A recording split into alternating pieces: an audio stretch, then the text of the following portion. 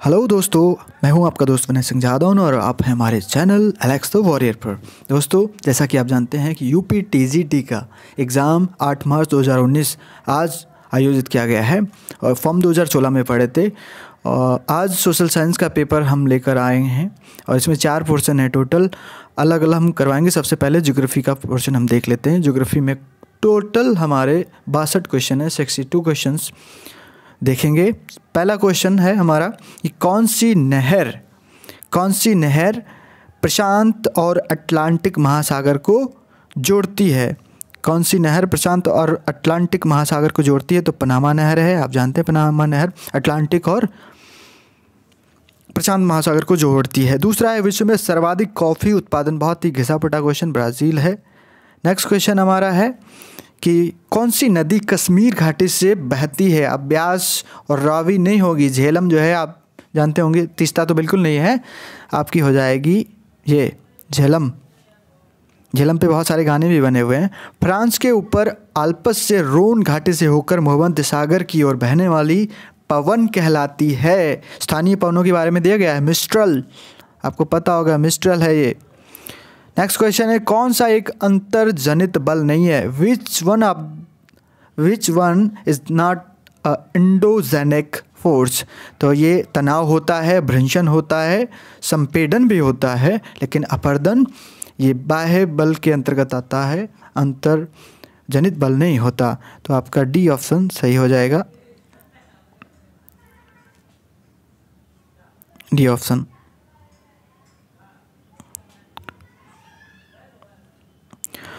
Next question है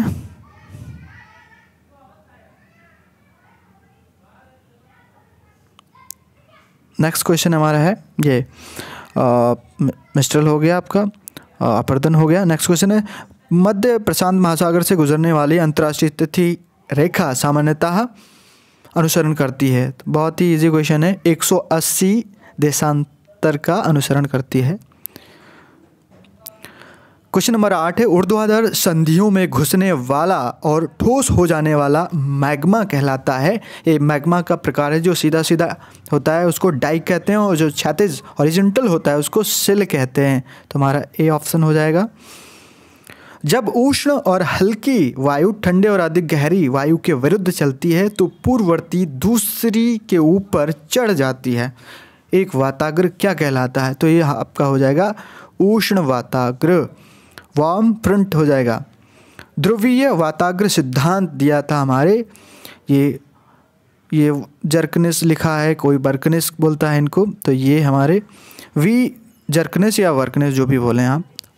प्रकाशीय क्षेत्र की गहराई क्या होती है? देखें, समुद्र में 200 मीटर तक ही वनस्पतियाँ ज़्यादा प्रचुर मात्रा में मिलती हैं। ये इस वजह से होता है क्योंकि जो सोलर एनर्जी है, जो सूर्य की किरणें हैं, वो पेंट्रेट कर पाती हैं 200 मीटर तक। तो 200 मीटर हो जाएगी आपकी, बी ऑप्शन सही हो जाएगा। क्यूरोसियो धारा कहाँ पर? बहुत ही घिसा पिटा क्वेश्चन है, प्रशांत महासागर है, जापान के पास में। तापीय ऊर्जा परियोजना निम्नलिखित में से किस पर कोई प्रभाव नहीं डालता? तापीय जो थर्मल पावर प्रोजेक्ट होता है उस पर देखो, जल प्रदूषण तो होता ही है, वायु प्रदूषण भी होता है, धुआं निकलता है, भूमि प्रदूषण भी होता है, लेकिन ध्वनि प्रदूषण नहीं होता। नेक्स्ट क्वेश्चन है एक पारिस्थितिकी तंत्र में सकल प्राथमिक उत्पादन से हानियां घटाकर इंगित की जाती हैं। ये इकोलॉजी का क्वेश्चन था, बहुत ही महत्वपूर्ण क्वेश्चन है, आप इसको ज़रा गौर से देखें। The gross primary production minus losses in ecosystem is indicated as, ये कहलाता है निवल प्राथमिक उत्पादन, NPP। ये NPP होता है, डी ऑप्शन आपका सही हो जाएगा। नेक्स्ट क्वेश्चन है कृषि भूमि प्रयोग मॉडल एक आर्थिक मॉडल है, यह किसने कहा था? ये वान थ्यूनेन साहब थे, इन्होंने ये कहा था। नेक्स्ट क्वेश्चन है भारत में जनसंख्या की नकारात्मक वृद्धि देखी गई थी 1921 में। नकारात्मक वृद्धि, ये महाविभाजन रेखा भी इसको बोला जाता है। बहुत ही अच्छा क्वेश्चन है, आप इसको कर सकते हैं। महाविभाजन रेखा 1921 से 1951 तक का ये पीरियड है। ए ऑप्शन सही हो जाएगा आपका।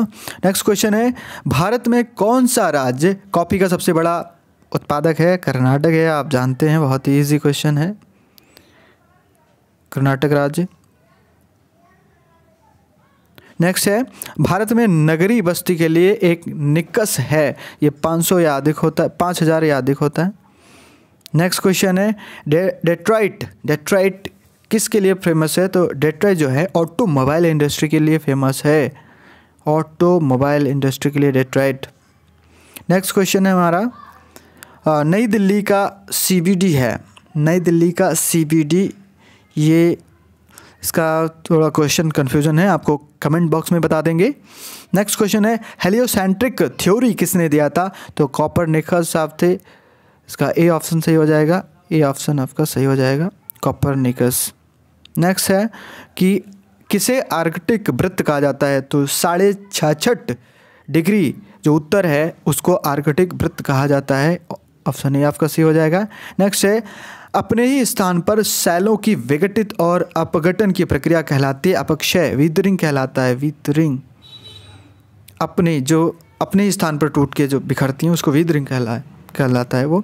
कणिका में विघटन होता है यांत्रिक मैकेनिकल वीदरिंग से, कणिका में ग्रैन्युलर डिसइंटीग्रेशन होता है। मध्य कपासी का उदाहरण है, मध्य कपासी मेघ जो होते हैं उनका उदाहरण है ये आपके मध्य कपासी जो यानी कि अल्टो कमुलस जो क्लाउड्स होते हैं वो होते हैं मध्य मेघ, बी ऑप्शन आपका सही हो जाएगा। नेक्स्ट क्वेश्चन है, कोपेन का जलवायु वर्गीकरण जो सिद्धांत था वो 2 चरों पे आधारित था, एक कौन सा फैक्टर था? वर्षा, प्रेसिपिटेशन, और दूसरा टेम्परेचर, तो आपका बी ऑप्शन सही हो जाएगा। नेक्स्ट है, एक संक्रमण क्षेत्र जहां पादप समुदाय प्राकृतिक रूप से एक दूसरे में मिलते हैं इकोटोन कहलाता है, संक्रमिका बोलते हैं हिंदी में। ये इकोलॉजी का क्वेश्चन है, बहुत ही पेट क्वेश्चन है। नेक्स्ट क्वेश्चन हमारा आ रहा है, स्थिर तरंग सिद्धांत द्वारा प्रतिपादित किया गया है, स्थिर तरंग सिद्धांत स्टेशनरी वेव थ्योरी हैरी हैस के द्वारा प्रतिपादित किया गया है, ये हैरी हैस साहब है, बी ऑप्शन सही हो जाएगा। नेक्स्ट है हमारा, निम्नलिखित में से कौन सा जैव निम्नीकरण बायोडिग्रेडेबल नहीं है, ये बताना है। प्लास्टिक बायोडिग्रेडेबल नहीं होता है, सी ऑप्शन सही हो जाएगा, बहुत ही ईजी क्वेश्चन था। आसन्न पारिस्थितिकी तंत्रों के मध्य एक सीमा संक्रमण क्षेत्र, दोबारा से क्वेश्चन आ गया इकोटोन पे, ये भी इकोटोन हो जाएगा। एक नदी, झील या झरने जैसे जलापूर्ति वाले स्रोत के निकट एक स्थान कहलाता है नम बिंदु बस्ती, नम बिंदु बस्ती वेट पॉइंट सेटलमेंट कहलाता है, बी ऑप्शन। राष्ट्रीय जनसंख्या नीति 2000 का लक्ष्य था, आपको बताना था इसमें कौन सा लक्ष्य था। तो पहला कह रहा कि इसकी टोटल TFR जो है उसको 2010 तक 2.1 तक ले जाना था, यही सही है, बाकी सब इससे दूर दूर तक ताल्लुक़ नहीं रखते हैं। नेक्स्ट क्वेश्चन है, निम्नलिखित में से कौन सा एक उत्तम गुणवत्ता का कोयला है? एंथ्रेसाइट, 1 लाइनर क्वेश्चन है। नेक्स्ट क्वेश्चन है, निम्नलिखित में से किसे काली पृथ्वी मृदा कहते हैं? ये आपकी चरणोजिम होती है, ऑप्शन सी सही हो जाएगा। भारत का उत्तर दक्षिण विस्तार है 3214 किलोमीटर, बी ऑप्शन। पूर्वी और पश्चिमी घाट कहाँ पर मिलते हैं? नीलगिरी पहाड़ियों पर मिलते हैं। ग्रीष्म अपनांत का होता है, समर सॉलिस्टिक 21 जून होता है, 21 जून होता है।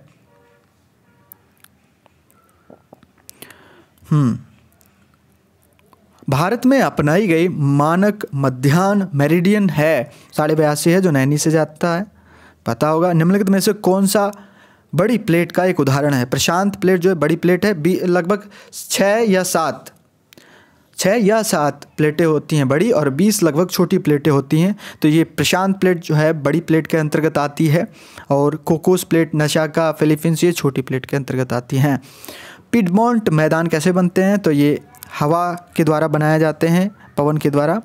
पिडमोंट संवहनीय वर्षा अधिकांशतः कहाँ होती है? भूमध्य रेखीय क्षेत्र में रोज बारिश होती है, और वो भी संवहनीय।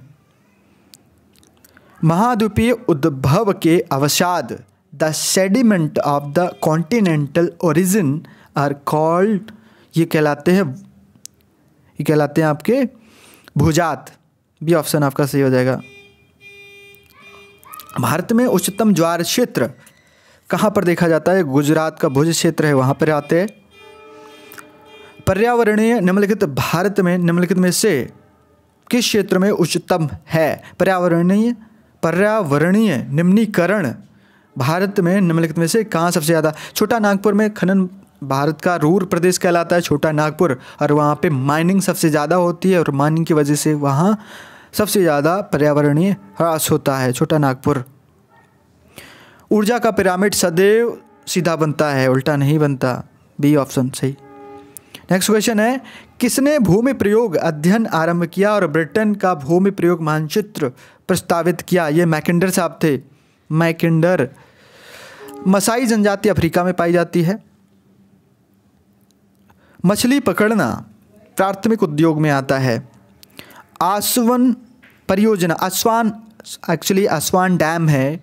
आसवान डैम ये नासिर लेक, आसवान डैम ये इजिप्ट में है, मिस्र में है, नील नदी पर। अल्फा एक घास होती है। कोरोमंडल तट आंध्र प्रदेश में पाया जाता है। सी।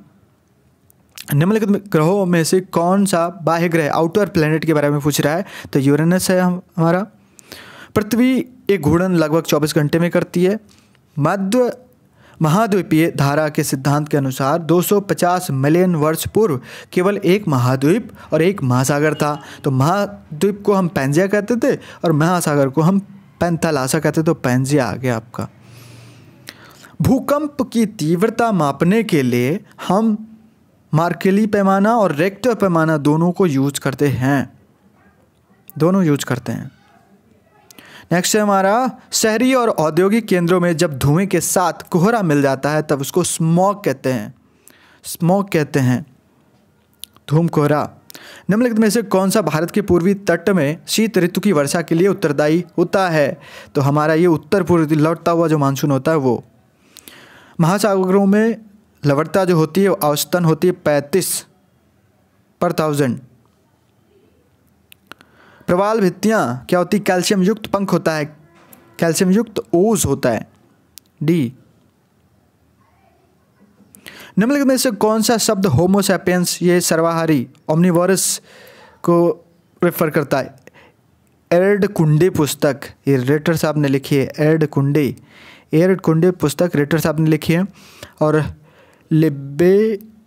लिबेंस्ट्रम की संकल्पना ये रेडजल जर्मनी के थे, इन्होंने दी थी, रेडजल। जनसंख्या के सिद्धांतों पर एक निबंध लिखा था माल्थस साहब ने, माल्थस। तो ये टोटल 62 क्वेश्चन सारे के सारे हो गए हैं ज्योग्राफी के। अगले सेगमेंट में हम हिस्ट्री के क्वेश्चन लाएंगे, उसके बाद हम पॉलिटी और इकोनॉमिक्स के क्वेश्चन आप तक पहुंचाने की कोशिश करेंगे। अगर हमारे वीडियो आपको लाभ पहुंचा रहे हैं, आपको अच्छे लग रहे हैं, तो प्लीज़ लाइक करें, शेयर करें, और जिन्होंने हमारे चैनल को अभी तक सब्सक्राइब नहीं किया है उनसे हमारी गुजारिश है कि वो प्लीज़ हमारे चैनल को सब्सक्राइब करें। Thank you.